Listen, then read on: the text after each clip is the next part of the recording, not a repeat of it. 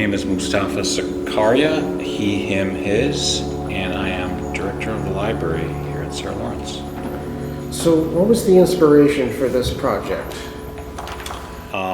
So that was something that began last fall semester 2022 when Crystal sent me, Judd, the president, sent me an email saying, hey, Margarita Fajardo is having a book reading at a bookshop in Manhattan.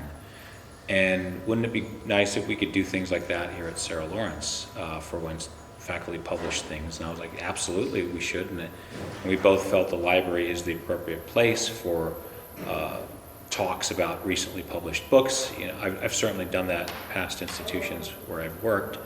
So I thought, absolutely, let's do it. So we created the first faculty spotlight back in November for Margarita. And then we had continuing interest in that from other faculty that were had some works published, and so we ended up doing a whole series of these faculty spotlights through the spring semester. And each one became more and more successful, more popular, more students were attending, and it was really becoming a thing. Like, it was really becoming something that was sustainable and with interest from the community. And so with that as a wonderful start and foundation, I thought, what else can we do to make it even more special? Now that it's become a thing that I think is going to stay, how do we make it even better in terms of the space? And so I always imagined something you would see on TV. Even though we do it as a live podcast, there's no reason why the podcast can't be in front of a live audience.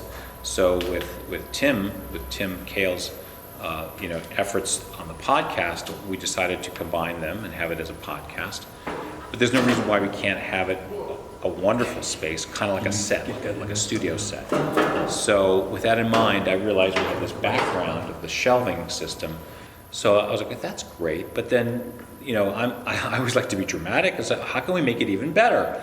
So, for me, lighting is always a cheap way of producing big impact. And especially LED lighting and rope lighting, it's just a way of really getting attention. It doesn't cost a lot. It's easy to put up. So I played for weeks and weeks. I played with what kind of a backdrop to have. So I thought at one point, let me get rainbow colored lights as a symbol of diversity. It's the pride colors, it's the pride flag colors.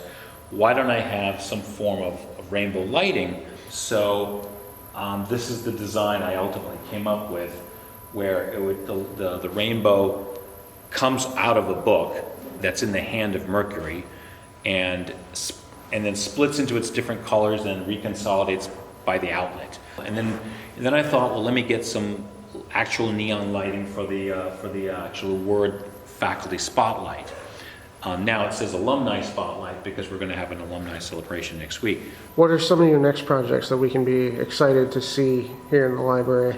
Well, I'm definitely a space-oriented person. Space is what I really believe that the library can help promote belongingness and just good feelings, good vibes. And so, what's more calming and wonderful than therapy animals, right? Than therapy life. So, we can't get a cat or a dog in the library, right? But we can get turtles. So my next project is to partner with Curb, and we're actually going to bring an aquarium, large aquarium, into the library, and we're going to be adopting 2 turtles and taking care of them. And these are rescues. These are actually rescue turtles. So we're going to be doing our bit for life on Earth, and it's just going to be wonderful. And we're going to have air plants surrounding the tank, and it's also going to be a message about pollution and not to pollute the waters. So we're going to have a lot of plastic debris as part of this, what I envision as I'm thinking of it as a kind of actually spa.